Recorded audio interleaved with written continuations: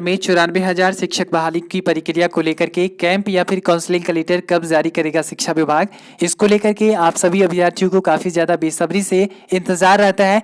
लेकिन सबसे बड़ी बात कि पटना हाईकोर्ट में जितने भी केस हो रहे हैं उस पर भी आप सभी अभ्यर्थियों को नज़र बना के रखना होगा, क्योंकि आए दिन आप सभी जान रहे हैं कि पटना हाईकोर्ट के केस के कारण ही जो है 94,000 शिक्षक बहाली की प्रक्रिया को लेकर के जो कैंप या फिर काउंसलिंग का जो लेटर जारी होने वाला था उस पर फिलहाल जो है विभाग ने रोक लगा दिया है।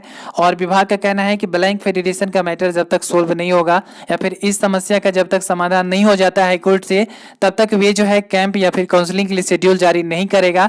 ऐसे में डबल बेंच में अगले सप्ताह डीएलएड प्राथमिकता के मामले पे भी जो है सुनवाई हो सकती है। और सबसे बड़ी बात कि अगर विभाग कैंप या फिर काउंसलिंग का लेटर जारी कर देता है और 94,000 शिक्षक बहाली की प्रक्रिया पर अगर डबल बेंच से डीएलएड प्राथमिकता के केस में अगर स्टे मिल जाता है तो कैंप या फिर काउंसलिंग जो है आप सभी अभ्यर्थियों का प्रोसेस जो है रुक जाएगा। क्योंकि आप सभी को बता दें कि आए दिन आपने देखा है कि एनआईएस डीएलएड का जो अभ्यर्थियों को आवेदन करने का जो मौका मिला है वो पटना हाईकोर्ट के फैसला के कारण ही, और प्राथमिकता जो रद्द हुआ था वो पटना हाईकोर्ट के फैसला के कारण ही हुआ है। और ब्लैंक फेडरेशन आप सभी देख ही रहे हैं, दिसंबर सीटेट में आपने देखा था कि पटना हाईकोर्ट के केस के कारण ही जो है दिसंबर सीटेट केस में जो है इस बहाली की प्रक्रिया पर स्टे मिला था। एक बार फिर से अगर प्राथमिकता वाला मैटर जो डबल बेंच से गया है इस केस में भी अगर स्टे मिल जाता है और पहला ही केस में जो है पहले ही सुनवाई में अगर ये एलपीए खारिज नहीं होता है तो कहीं न कहीं कहा जा सकता है कि 94,000 शिक्षक अभ्यर्थियों को बड़ा झटका लग सकता है।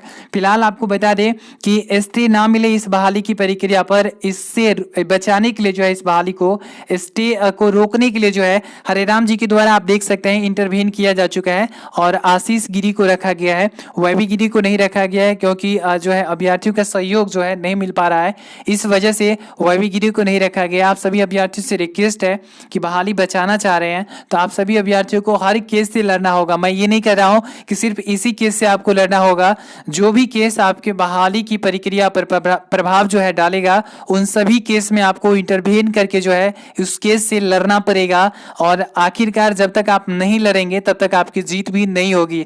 इसलिए क्योंकि बहाली खुलवाने के लिए भी आपने देखा था कि गर्दनी बाग में पुलिस के द्वारा लाठियां बरसाई गई थी।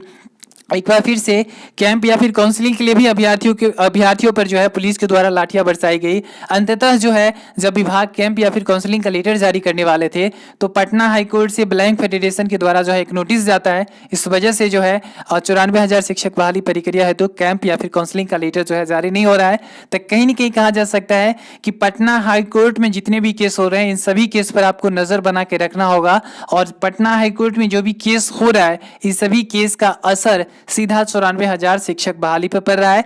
इसलिए आप सभी अभ्यर्थी सावधान रहे, अलर्ट रहे और जो भी केस पटना हाईकोर्ट में हो रहा है उस पर नजर बना के रखे।